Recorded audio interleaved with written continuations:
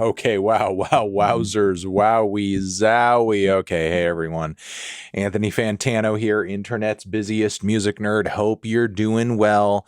We got to lock in and get a weekly track roundup done, going over a bunch of tracks that have dropped over the past week or so, give my thoughts on whether I loved them, hated them, felt somewhere in between. That's what we're going to do. Everything I talk about, link down below so you can check it out for yourself. Hopefully, you get at least a few solid recommendations out of this video. You're the best. Let's go ahead and do it. Because also linked down below is our Turntable Lab link. We get kickback from it if you use it to buy some vinyl, treat yourself, whatever they got over there. All of their record wares. Check it out. Patreon page 2, extra bonus monthly content while supporting us in the process. And let's get into the worst tracks of the week. Okay, we have a couple of those. We have a few. They are as follows. They start with one Mr. Tame Richman, who is hitting us with this new San Andreas track, which, I mean, okay, I get it. I get the title. I understand the nod, especially once you do hear the synthesizers and the subtle, overt G-funk influences on the instrumental on this one. But does it really need to literally sound like a piece of incidental music from a Grand Theft Auto game? Does it literally need to sound like that? But with Tommy Richman, like, you know, kind of doing some demo quality vocals on top of it. I just don't know if that's the move. I just don't know if that's the move. It's not really a standout song either. So I don't know. I'm really at a loss. I don't have anything very positive to say. Also at a lack of positive things to say in regards to this new Sam Fender and Elton John track. Once again, Sam's music to me kind of sounds like a hollowed out, jangly, spaced out version of Brandon Flowers doing his best Bruce Springsteen impression. I'm just not really wowed by the songwriting, the vocals, really not much of anything. I think there's stronger Americana out there right now, if you want me to be honest. All right, moving on from there. The tracks I was more on the fence with, you might enjoy them more than me. Still thought they were worth shouting out, though. They are as follows. We have a new one over here from T-Pain. Club Husband. It's a little grating, but still an adorable and funny track. You know, it's a danceable club track about flirting it up at the club. You know, you got a club husband. T-Pain's sense of humor and vocals are on point. I mean, you know, is it the best sounding song ever? No, but it's fun nonetheless. If you're not overthinking it, you're going to have a good time. All right, we have a new single from Sunn out of nowhere, miraculously. Massive 15-minute cut. A few other tracks attached to it too. Eternity's Pillars. It's okay, kind of standard Sunn fare, honestly. The guitar sound real raw, not too much like, you know, crazy details on the production or anything like that. Just almost like very dry, very straightforward, almost like Grim Robe Demos early work level of just kind of dry, straightforward, heavy, bassy drone metal intensity. Very meat and potato stuff for Sunn, I would say. But, you know, with some new material dropping out of nowhere, maybe they're booting up for something bigger. We'll just have to see, because it has been a minute since we've like heard some new Sunn stuff. I'm not really, you know, sure if this stuff is like coming out of the vault or anything like that. I apologize, but, you know, just letting you guys know there's some new Sunn out there. Putting it on your radar. Maybe they got some plans. All right. We have freaking redveil over here with this new Mini-Me track, which is not too bad. You know, he's kind of like trying to do his thing over more lush instrumental palettes. I mean, I really loved how catchy and summery his last track with Smino was. I'm not as in love with this song by comparison, but I am still liking that it seems like he's reaching out of his comfort zone more, you know, and really trying to push his creative boundaries. So, you know, as long as he continues doing that, things are going to remain interesting regardless. So shout out to redveil for this new Mini-Me track. All right, we have Joji. Joji is back out of nowhere. New single presumably something bigger on the horizon. Pixelated Kisses is the title. It's distorted, it's heavy, it's bassy, it's gruff, it's nasty. I wouldn't say he's like, obviously making rage music here, but with like how trendy those very intense, distorted sounds are in a lot of rap and R&B adjacent production these days, it seems like his ear is to the ground a little bit. Sort of seems like he's picking up on the harshness of some of the underground production these days, and he's using it to his own benefit with some pretty sticky, moody vocal leads. But with that being said, it's just too short. I wish it went further. I wish there was more to it. I wish there was more meat on the bone. It sort of feels like a movie trailer, it's a track that definitely piqued my interest, but do I see myself going back to it outside of the context of like maybe a larger project where you have other songs like reinforcing each other in the track list? Not really, but I mean, it sounds good for what it is, and I mean, I'm excited to see that he's doing some more stuff again. So all right, we have Gene Dawson, White Lighter, hitting us with another synth funk flavored track. I feel like the vocals could have been stronger on this one, but still, I do continue to be amazed and impressed with the accuracy that Gene is able to recreate this genre with, because his grooves and synth licks are just fantastic for somebody who isn't predominantly known as a synth funk artist.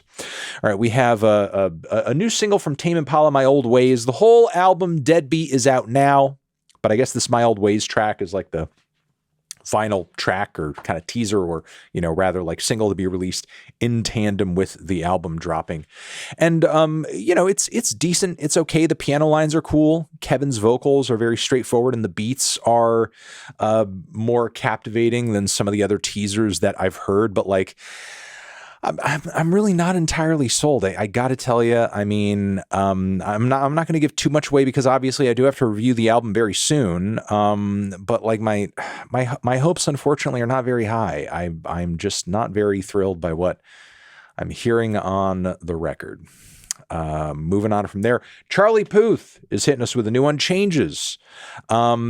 This is maybe the most amenable I feel like I've been toward a new Charlie Puth single in a long time. But with that being said, I do feel like the best parts of it sound like some of my most favorite moments from the last 1975 album. It's got a bit of a yuppie 80s pop thing going on with some of the vocals and some of the writing, and it's quite nice. But is it blowing me away? No. I think it's just kind of okay. Could use something else. Armand Hammer teaming up with none other than the Alchemist again for another project. First single from it, Super Nintendo is the title.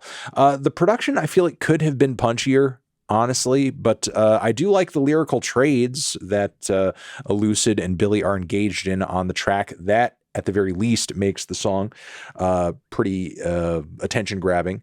But outside of that, I don't know. I'm just not blown away. I think they've come out with better stuff, but, I mean, even okay song from Armand Hammer is better than what you're getting out there on the general rap landscape these days anyway. So, what does it matter, I guess?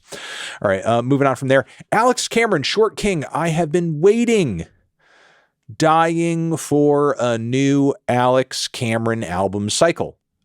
Short King is our first taste of it, and I don't know, my feelings on it are mixed. I think the instrumentation comes across a little hollow. There are some allusions toward some country sounds and flavors, but I feel like it doesn't go far enough in that direction to like really kind of sell it.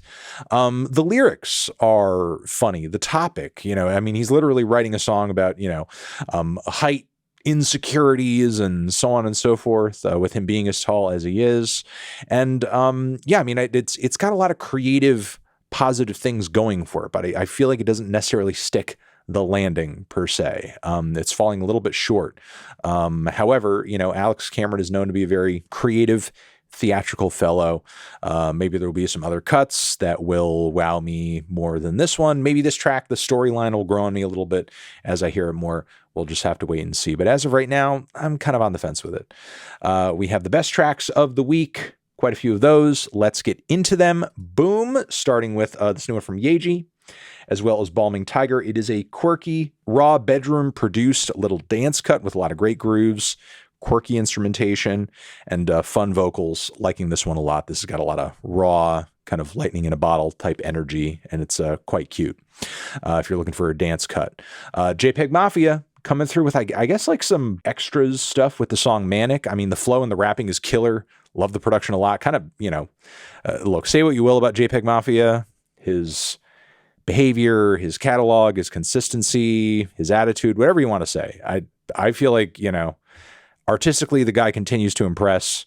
Even his extras are fantastic. Like, the song is a fucking banger. I mean, I don't know what to tell you. If you sort of slap this on a deluxe immediately after the album came out, I'd be like, whoa, that's just as good as nearly everything else on the album. So yeah, happy to be hearing this Manic track for sure. All right, we have Moor Mother. This is a bit of a mouthful over here, but Moor Mother teaming up with Wooden Elephant, Beethoven Orchester Bonn, Dirk Kaftan, and Ian Anderson, Analog Fluids of Sonic Black Holes, The Myth Hold Wait. And it's just this amazing spoken word / classical / avant-garde crossover with some powerful words from Moor Mother.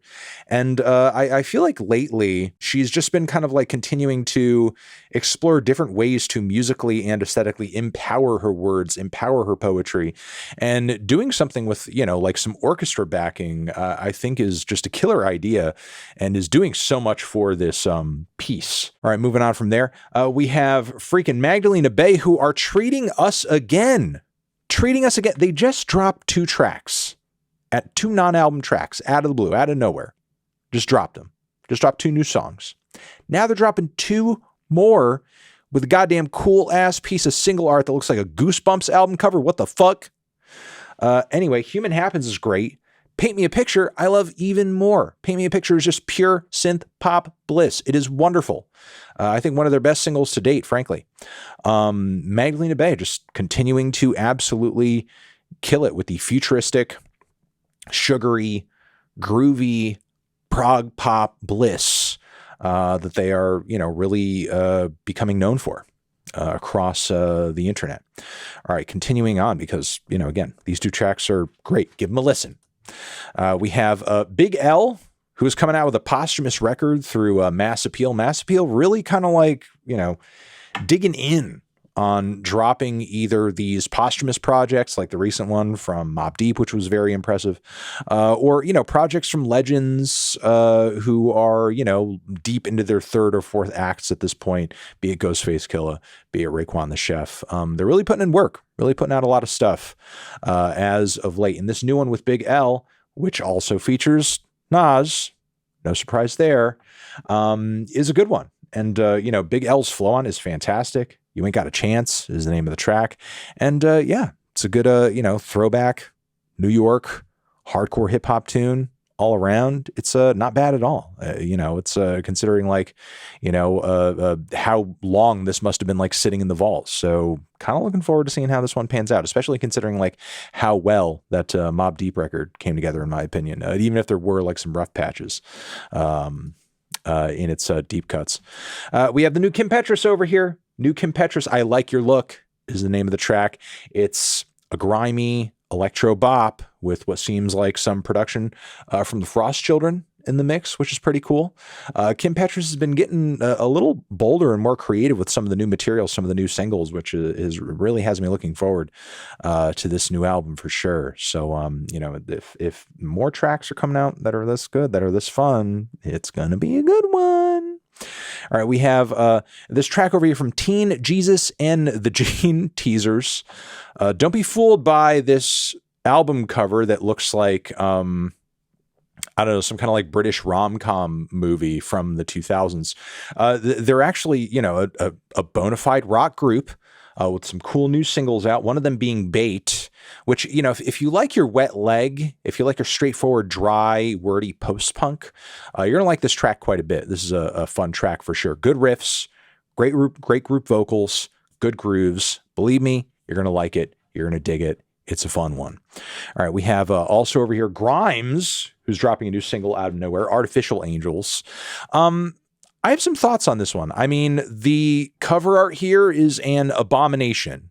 I don't want to dig any further into it than that. It just is. I feel like that's just self-explanatory. I have also heard some, rumors around the water cooler that there's like AI involved, but I don't think it's that much. Look, here's the thing.